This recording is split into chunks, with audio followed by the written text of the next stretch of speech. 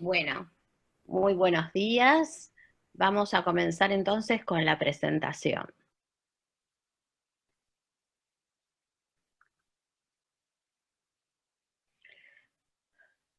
Bueno, vamos a empezar por una pregunta, que es una pregunta más bien de opinión. Dice la pregunta, un paciente consulta por dolor intenso, preocupado y angustiado. Ya medicado y aliviado, no hay datos positivos en exámenes habituales que justifiquen el síntoma. ¿Qué devolución suelen recibir los pacientes en esta situación? Cuando pregunto esto, no pregunto qué es lo que dicen ustedes, sino qué es lo que escuchan que los pacientes suelen recibir. Y en este sentido muchas veces nos puede pasar a nosotros, porque el 30% de los síntomas por los cuales todos consultamos, finalmente no tienen un correlato que se pueda justificar por los exámenes complementarios, por el examen físico, que cumpla con un protocolo correcto, o sea, no es necesario que haya faltado hacer algo. Entonces, las respuestas C. Puede ser irse tranquilo, no tiene nada, 22%, y es cierto que la mayoría recibe esto de que seguramente usted está estresado, pero no tiene nada. Y por el momento, con los elementos que contamos, no podríamos decirles cuáles fueron las causas del dolor. Quizás nunca lo sepamos. Por el momento, no habría por qué preocuparse. Y fíjense que el porcentaje viene a ser más o menos el mismo entre puede irse tranquilo, no tiene nada, y esta última forma de respuesta. Vamos a ver qué pasa con esto. Si nosotros nos guiamos por el manual, este, por el DSM y por la evolución del DSM-3, 4 y 5, hay algo que tiene que ver con un término que cada uno puede enfocar de diferentes formas, que son los síntomas médicos inexplicables.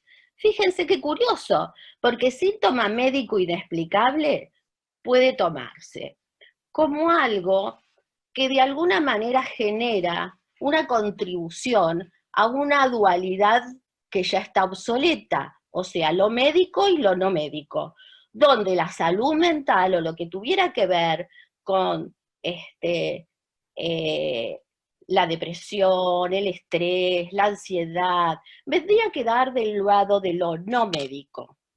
Otra forma en que podemos tomarlos, que depende cómo lo escuchemos cada uno, un síntoma médico inexplicable puede ser un síntoma inexplicable para el médico. ¿Mm? Eh, Todo esto tiene una historia que es tan antigua como la historia donde cada vez nos vamos acercando más entre diferentes especialidades.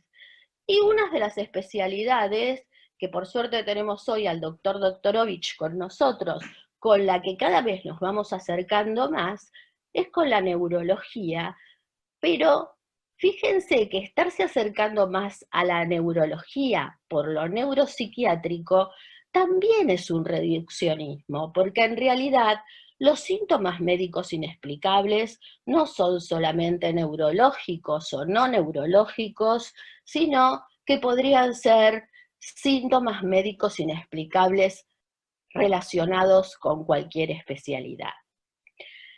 El DSM-3, entre el DSM-3 y el DSM-4 se destierra el concepto de conversión, que es lo que de alguna manera antes hablaba de estos síntomas médicos inexplicables. En realidad parecería ser que lo inexplicable tiene que ver con lo que aún no conocemos. En aquella modalidad de Freud, de que habrá un día que alguien pueda dar cuenta de esto, bueno, todavía no podemos dar cuenta, pero cada vez nos vamos acercando más. El problema es usar una terminología que de alguna manera no nos confunda. Y cada vez este capítulo de síndrome de síntomas somáticos, síntomas médicos inexplicables, de alguna manera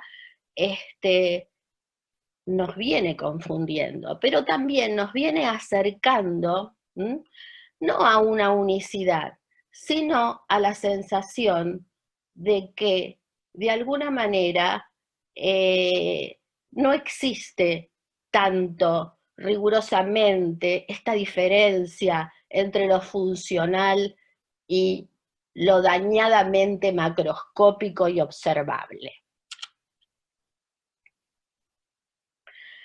Entonces encontré en un artículo una frase que está en inglés de un señor, Francis Bacon, que no es el pintor, sino que es un lord inglés, y que por los años, allá por hace 2 siglos, dijo que la verdad es hija del tiempo y no de la autoridad. Me encantó la frase, porque en realidad lo que quiere decir es que la verdad la descubriremos con el tiempo, a lo largo del tiempo, y no con la imposición de la autoridad. Este tema ha sido tan fascinante últimamente, todo esto que ustedes ven, no lo vamos a explicar porque si no podríamos estar toda la mañana haciendo una descripción obsesiva de flujos que suben, de flujos que bajan, pero me encantó la imagen porque tiene que ver con el interés que despierta esto, y el interés que despierta esto tanto para nosotros como para los neurólogos, como para otras especialidades. Y esto es nada más ni nada menos que un resumen de qué es lo que pasa con un concepto que tiene que ver con hacer una analogía de software y de hardware. Ustedes saben que el software es el conjunto de programas que le posibilitan, ¿no es cierto?, a la computadora realizar una tarea, mientras que el hardware es, de alguna forma, las partes que constituyen la computadora. Entonces, muchas veces todo esto de lo funcional o no funcional se generó, para explicarlo mejor, esta analogía entre el hardware, que vendría a ser el cerebro, y el software, que vendría a ser lo funcional. Lo único que quiero que podamos ver en la computadora, en esta diapositiva, es que hay zonas que están afectadas, que tienen que ver con zonas paralímbicas, zonas corticales, zonas límbicas, zonas del estriado y del tálamo. Y si ustedes ven, ¿no es cierto?, estas zonas coloreadas, van a ver flechas negras, y esas flechas negras tienen que ver con qué es lo que pasa. Esto es un resumen de trabajos de neuroimágenes, donde lo que se trata de ver es qué es lo que pasa con los flujos que suben y bajan. En negro tenemos las alteraciones macroscópicas, y en marrón tenemos lo que podrían ser o denominar alteraciones funcionales. Fíjense, por ejemplo, acá, que coinciden.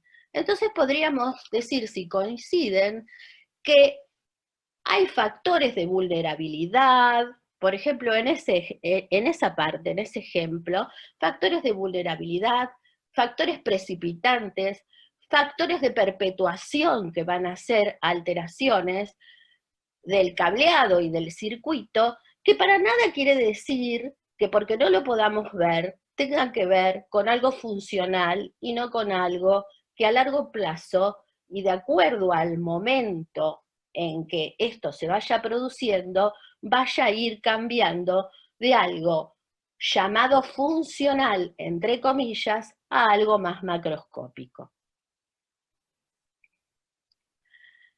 Por darles un ejemplo, fíjense la cantidad de trabajos, ¿no? Y son lo traje como ejemplo. Reactividad de la amígdala aumentada asociada a estímulos afectivos compensados. La cantidad de autores y los trabajos, hay trabajos de los últimos años. Mayor conectividad límbico-paralímbica sensorio-motora. Unión temporoparietal, desregulación atencional, déficit en la planificación motora, déficit de atención. Todo esto es para explicar los síntomas neurológicos funcionales. Sesgos atencionales, interferencias cognitivo-perceptivas, procesos que interrumpen la experiencia subjetiva. Y son algunos, nada más. Por lo general, cuando esto pasa, la sensación con la que nos quedamos es la sensación que tiene que ver con esta humorada de tute, ¿no? O sea, hacemos un montón de cosas que son sofisticadas, pero realmente no podemos encontrar una razón para explicar qué es lo que está pasando, una sola razón, no podemos simplificar. Entonces, acá está este médico diciéndole a su paciente, en realidad, no sé. En realidad no sé, no es no sé qué es lo que le pasa, sino no sé qué es lo que produce. Vamos a ver si podemos, con el ejemplo de una paciente, ver que a veces, si bien no sabemos en detalle qué es lo que íntimamente está pasando, sí hay cosas, sí hay datos, sí hay preguntas que nos pueden acercar a cuál es ese diagnóstico de lo que está sucediendo. Les voy a mostrar el caso clínico de una paciente de 32 años,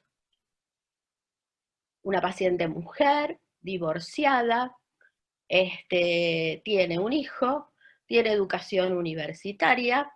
No voy a detallar mucho, simplemente voy a poner en la línea de vida aquellas cosas que me parecieron importantes en relación a lo sucedido en este periodo de cuarentena.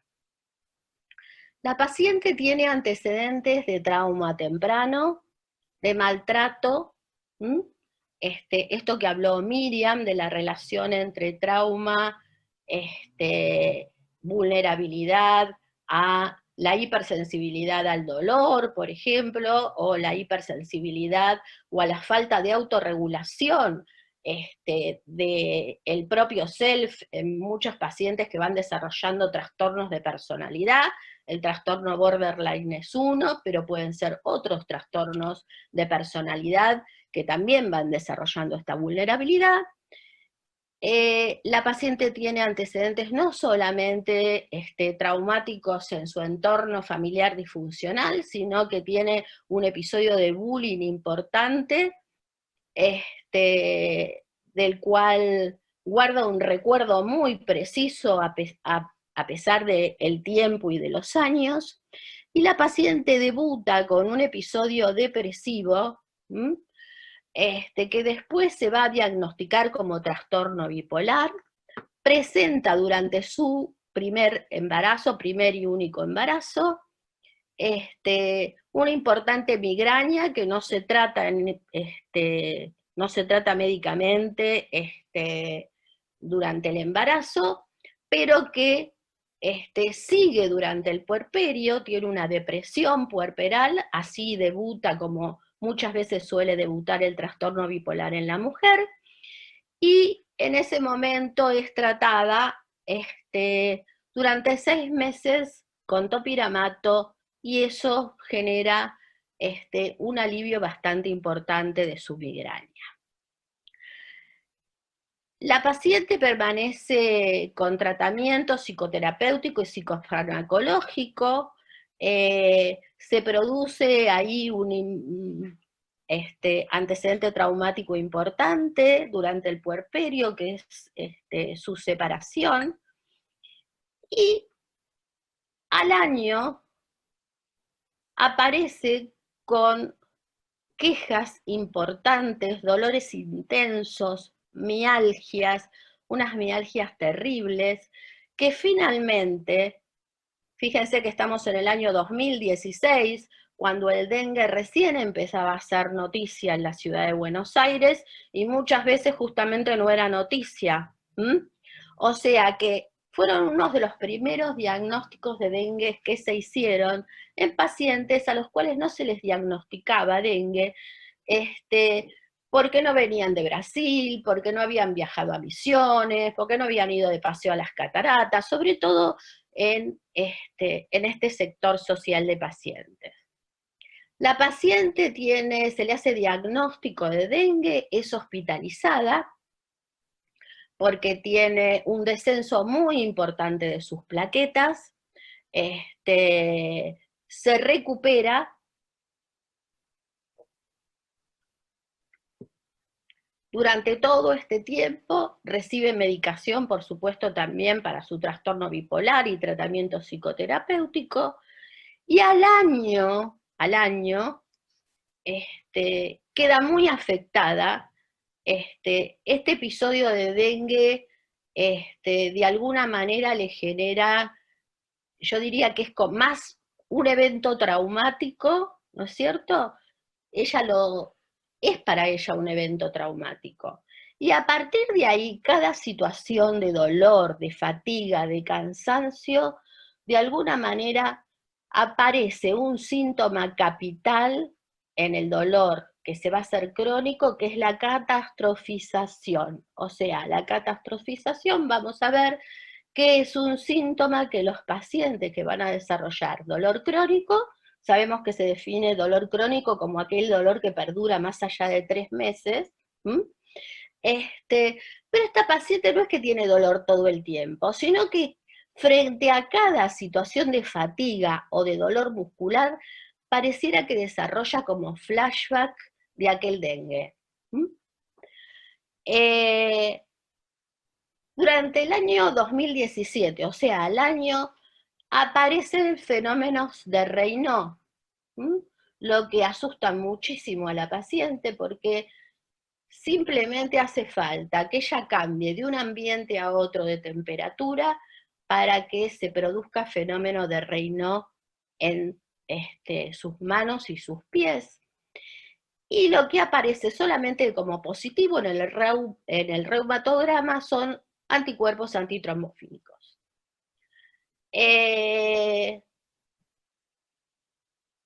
La paciente está eutímica, mientras está sin situaciones de estrés, prácticamente no aparece el Raynaud. Sigue medicada con la motrigina, 150 miligramos, si es citalopram, compensada con esas dosis de medicación, y aparece, sí, otra vez la sensación de dolores, de cansancio muscular durante el periodo de cuarentena. Y su pregunta acerca, la paciente, su pregunta acerca de si habrá contraído nuevamente dengue. El dolor aparece con insistencia, consulta varias veces por teléfono, le dicen que no tiene los síntomas como para hacerse su prueba. Finalmente aparece, además, un dolor abdominal agudo e intenso, similar a lo que podría ser un abdomen agudo. Recibe, entonces, hace la consulta, se hace una consulta domiciliaria, medican a la paciente, el dolor abdominal agudo es persistente, y entonces se la traslada a la guardia. En la guardia recibe ketorolaco y buscapina compuesta. Después de unas cuantas horas de estar contenida en la guardia, desaparece el dolor, se le hacen ecografías, y realmente no se encuentran motivos para ese dolor abdominal. La paciente vuelve a su domicilio y a los 2 días empieza con febrícula. Entonces sí, se la aísla durante 48 horas para hacer serología, aunque no tiene COVID positivo, pero también le hacen serología para COVID. Toda esta situación constituye una situación de aislamiento bastante traumática, como sabemos que suele suceder. Y finalmente la serología da negativa tanto para dengue como para COVID.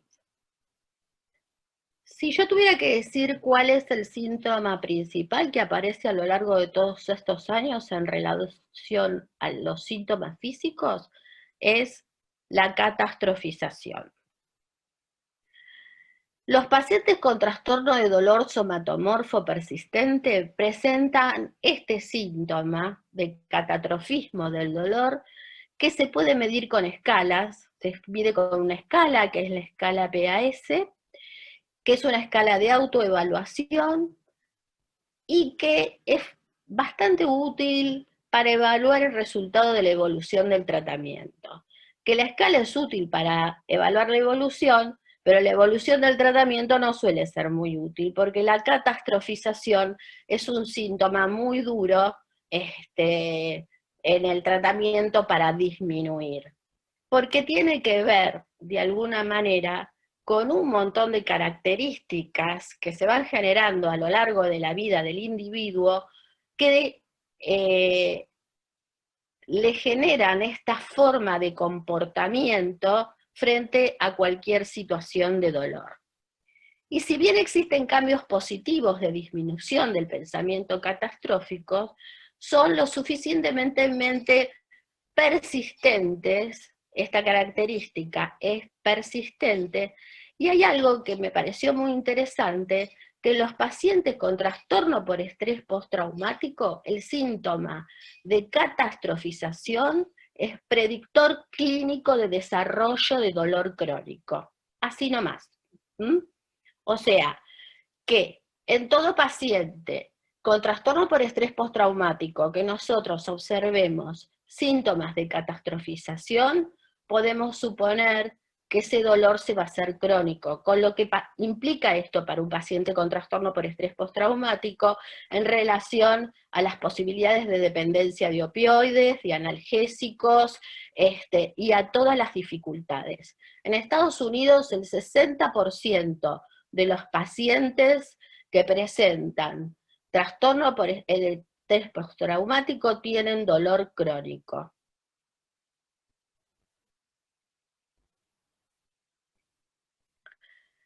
¿Y qué es lo que pasa con esto? Fíjense las dos fotos.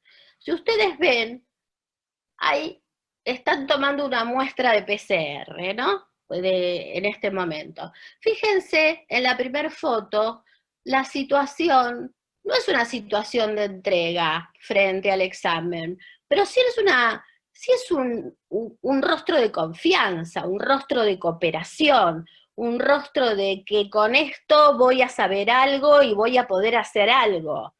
Mientras, fíjense lo que es, ¿no es cierto? La segunda foto y la expresión facial, de alguna manera, ya da cuenta de qué es lo que está pasando, porque el estímulo no es muy doloroso, ni muy molesto, puede ser un poco molesto. ¿Y qué es lo que pasa con esto? Que dentro de lo que son las redes del cerebro social, que también van a estar influidas, ¿no es cierto?, por el contexto en este momento, van a estar influidas por la comunicación, van a estar influidas por la historia, bueno, por todo lo que está influido el cerebro social, va a ser que nosotros interpretemos o no catastróficamente algo que tenemos que hacer, donde tenemos que afrontar un pequeño dolor, y una cosa es afrontarlo pensando que lo vamos a poder superar y que vamos a poder hacer algo bueno para aliviarnos, y otra cosa es pensar que eso nos va a seguir pasando siempre y que no nos vamos a poder liberar más de eso. Y esto en estos momentos es realmente muy importante tenerlo en cuenta, no solo para los pacientes, sino para todos nosotros. Las personas con trastorno por estrés postraumático que tienen comorbilidad con dolor crónico, uno de los dolores crónicos clásicos son los dolores musculares, los dolores de espalda, y esto tiene que ver, como les decía, con que cuando existe el estímulo, el dolor es algo mucho más que una sensación perceptual. El dolor es algo muy complejo, cuyo componente afectivo negativo ya está determinado genéticamente y está determinado también por las experiencias de infantiles. Un chico, un adolescente que tiene muy frecuentemente dolores crónicos, de hecho el dolor abdominal recurrente, hay una serie de entidades que son muy frecuentes de dolor crónico en los niños, tienen que ver con vivir en un contexto de inseguridad, en un contexto amenazante, y estamos hablando del contexto inmediato, no solamente del contexto del mundo que nos rodea. Con lo cual pensemos en cómo aliviar a nuestros chicos, que estos días seguramente muchos se quejan de dolor porque no se pueden quejar de tristeza, de depresión o de miedo. ¿Qué pasó con nuestra paciente y el dengue? Bueno, es interesante pensar esto porque las infecciones posibilitan el desencadenamiento de enfermedades autoinmunes. O sea que tener dengue no es tener dengue, zafar o no zafar, internarse, salir bien, sino que hay mecanismos por los cuales muchas infecciones, y esto lo sabemos, van a desencadenar después alteraciones autoinmunes. Sobre todo, uno de los procesos más comunes es el proceso de mimetización. Fíjense que en el año 2016, en amarillo en este mapa, ¿no es cierto?, cuya fuente es la CONIAU, las posibilidades de contagiarse de dengue, la incidencia del dengue, no era la de estos días. Si acá ven la cantidad de pacientes afectados cada 100.000 habitantes, fíjense dónde está Cava. Cava está casi prácticamente en el 60% de la infección que sucede en otras provincias donde antes era mucho, sabemos de la importancia de la incidencia. El mimetismo es la similitud en los determinantes antigénicos de dos moléculas concretas. Puede ocurrir que un microorganismo presente un mimetismo molecular de un huésped inmunocompetente. O sea, que es como que los anticuerpos producidos contra la noxa, contra el microorganismo, reaccionarían con la molécula del huésped y así se origina la enfermedad autoinmune. Lo que ustedes ven acá son los diferentes mimetismos con los factores de la coagulación y con interferencia en la coagulación y anticuerpos de factores de la coagulación y de proteínas que están en el endotelio de los capilares que produce el dengue. Entonces, si el dengue es un precipitante de enfermedades autoinmunes, lo que ha pasado con nuestra paciente es eso. Acá tenemos en línea continua los pacientes control, y acá tenemos la incidencia acumulativa de enfermedades autoinmunes, pacientes control con dengue, y los pacientes que van a desarrollar acumulativamente factores autoinmunes por dengue. Y esto que ya es más complicado, en naranja van a ver ustedes todos los lugares de la cascada de la coagulación donde el dengue puede hacer su trabajo de mimetismo. Entonces, frente a esto que no sabemos qué pasó, podemos pensar que hay dos síntomas que aparecen muy frecuentemente, que son el dolor y la fatiga. Y cuando encontramos un paciente que tiene dolor, que tiene fatiga, tenemos que preguntar por antecedentes traumáticos de ese paciente. En algún momento, muchas veces, fíjense como desde un síntoma que parece específicamente de diagnóstico médico, podemos imaginarnos la historia de ese paciente aún cuando tenemos muy poco tiempo, no nosotros que tenemos la suerte de conectarnos bastante tiempo con los pacientes, pero sino en otras especialidades.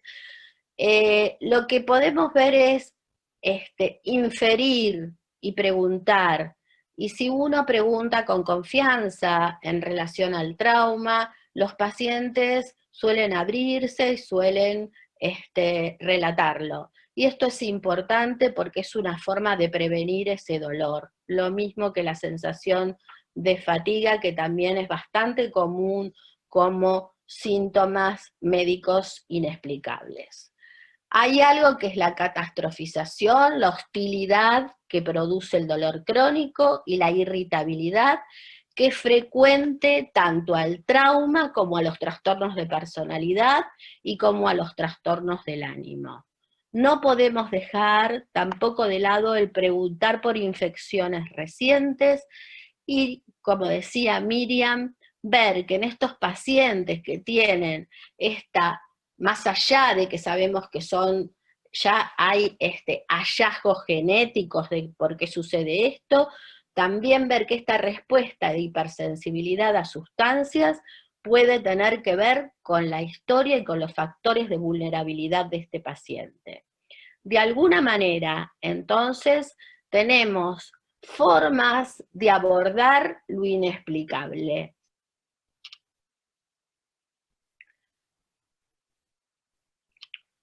Vamos a hacer una pregunta interactiva. ¿Usted cree que la paciente en estos días de pandemia y en su crisis ha tenido una crisis de histeria, ha tenido un síntoma médico inexplicable, ha tenido un fenómeno multideterminado favorecido por el contexto actual de la pandemia, o que 2 y 3, la opción 2 y la opción 3 son correctas? Un fenómeno multideterminado favorecido por el contexto actual de pandemia. Coincidimos, y si nosotros podemos devolverle esto, de alguna manera vamos a poder aliviarla en relación a sus certezas de no cura. Hay un personaje con un humor muy cínico, que es House, y fíjense esto que me resultó bastante divertido, que es una diapositiva de una clase sobre relación médico-paciente y efecto nocebo y placebo de la relación médico-paciente.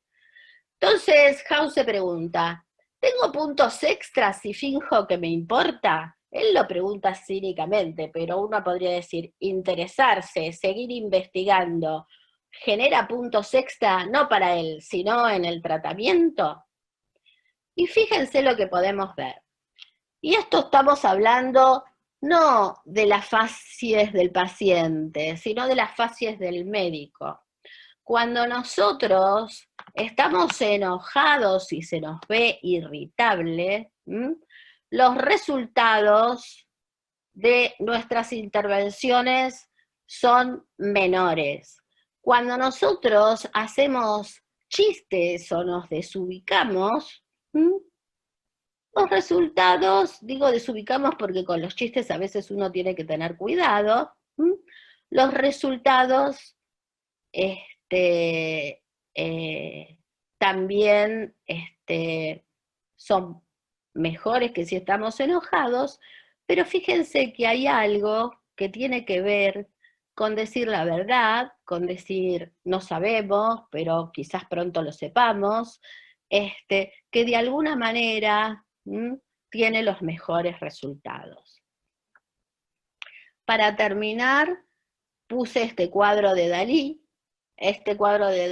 que lo que dice, por lo menos lo que dice es, ahí ven moléculas de ADN en un paisaje, ¿no? Y es un paisaje donde Dalí, bueno, pinta a su onanista del que tanto habla, vemos un hermoso paisaje y ADN. Y la frase de él fue, todo está en todo, que es algo que me parece interesante para este tema de los síntomas médicos inexplicables. Muchas gracias a todos.